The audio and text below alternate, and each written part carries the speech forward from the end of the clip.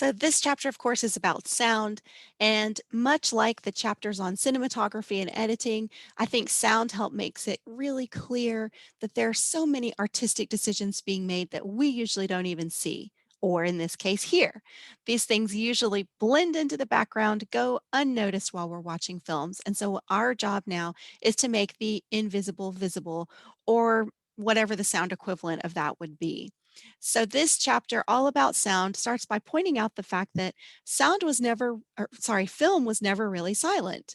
We talk about the era of silent films, and what we mean by that is that at that point, filmmakers didn't have the ability to record sound synchronously. They couldn't record the sound that was happening while they were recording those images.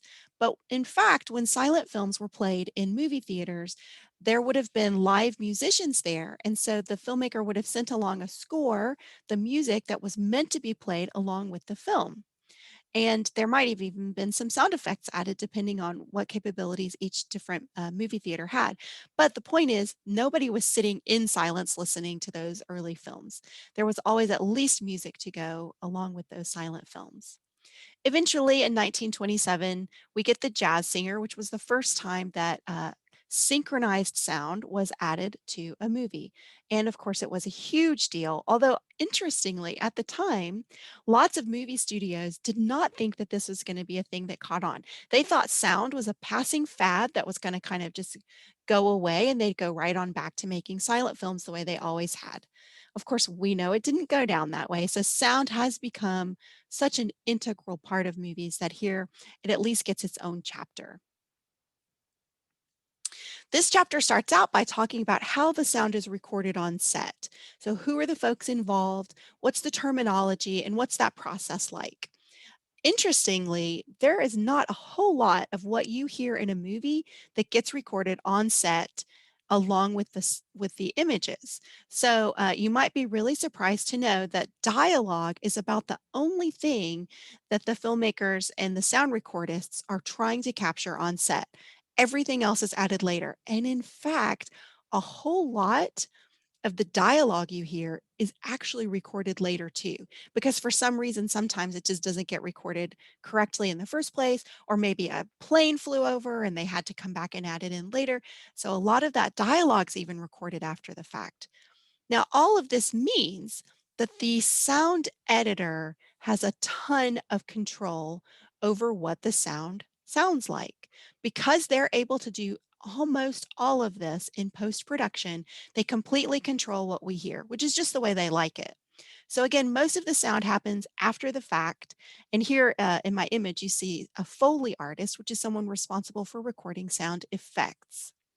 So what we find is that in sound editing, the designer has to think about what sounds do they want to be there, and then they turn to the sound mixer to help create the soundscape, which is like the layering of all the different sounds we hear. Typically, you would think about those being dialogue, which is the conversation between actors, right? Their lines. Sound effects, which are things that help us understand where we are in time and space. So, for instance, a door opening or closing, or a telephone ringing. There might also be some ambient sounds to help us know, like, oh, we're outside at night, so we're going to hear some crickets. So, those are all sound effects, and those are usually added by Foley artists.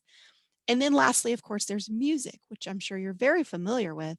And composers create scores that are specifically for movies.